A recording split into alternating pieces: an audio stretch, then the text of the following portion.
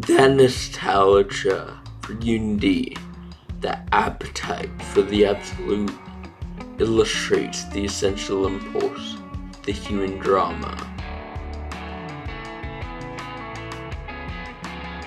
If you have ever even taken a glance at the works of online radicals, you'll know that truth invariably emerges from the ancients, or at minimum, the very old. So why not, like them, find the answer to a question of obviously objective truth through a review of an ancient Greek myth, that question being, what is beauty? Now, you might be thinking to yourself, CJ, you fucking idiot. Beauty is subjective. Of course I would respond that you need to stop being a hater and accept the window to unquestionable truth I'm opening before you, onto the castration of Uranus. In the beginning there were two, the heavens, Uranus, and the earth, Gaia. Well, I kind of lied.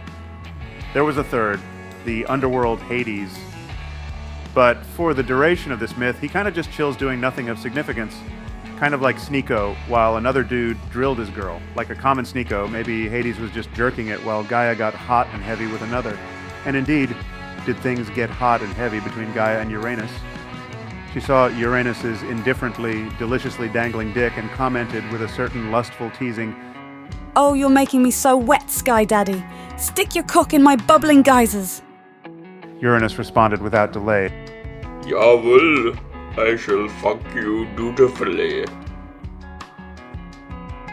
However, Gaia soon produced cum babies, known as the Titans, and Uranus just couldn't stand their presence. Pretty much, Uranus was a deadbeat dad, so he ordered, Achtung, gib Soße unter Menschen außer Weisheit. all of this was despite the fact that the Titans were his children just as much as they were Gaia's. Gaia obeyed, keeping her cum babies within her caves, but within her swelled an empathetic resentment against her lover and the father of her children. She convinced one Titan, Cronus, to emerge from the caves with a knife and chop off the sky's still deliciously dangling dick. This he did, and Uranus's succulently severed sex organ was flung away and landed in the sea with a splash. As severed penises tend to do, Uranus's coming, convulsing cock orgasmed itself to oblivion. Out of the mixture of water and dick foam that remained, beauty itself, the goddess Aphrodite, emerged. Throughout all of this, the flirting, fucking, birth, and castration, Sneeko remained just below the realm of Gaia, probably jerking himself pathetically. At no point did he stop to groan, complain, or reflect on the fruitlessness of his existence, defying all logic. Viewing the action from the sidelines is enough to fill man's heart. One must imagine Sneeko happy. So what essential truth can we take away from this myth? Well, this myth suggests that beauty necessarily emerges out of dick foam. And what is an essential ingredient from which every human being emerges but dick foam, cum, or more precisely, sperm? Therefore, it is objectively undeniable that every human being, on an essential level, is beautiful. However, it is hard for some among us to accept essential truths. So to all such readers, I acquaint you with my sponsor, GiantBucketsOfCum.org.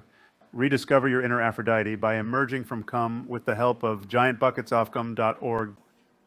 Wenn du want to, better understand the precise nature of the state in which you live, then I encourage you highly.